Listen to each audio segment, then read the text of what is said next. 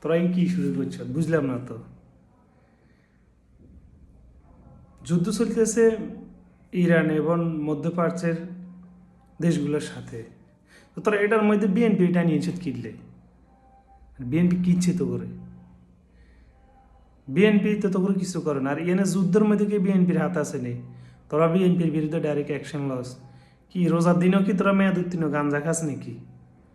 রোজার দিনও যদি মেয়াদ উত্তীর্ণ গাঞ্জা না খাস, মাথা মুথা কি তো কি হ্যাং হয়ে যায় নাকি?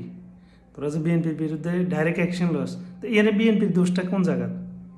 কি বিএনপি কি ওই যে ট্রাম্পের লগে যোগ হয়ে কি ইরানের বিরুদ্ধে হামলা চালায় নাকি? তোরা ডাইরেক্ট অ্যাকশন করস বিএনপির বিরুদ্ধে। কি রোজার দিন তো শতানে বাঁধি থুইছে, এন কি তোকেরও কি বাঁধন লাগবে নাকি? ও হাগলের দল হগল, হ্যাঁ? এনে বিএনপির দোষটা কোন জায়গা তুই দেখা। হাগলের গোষ্ঠী হাগল হাগল তোরা।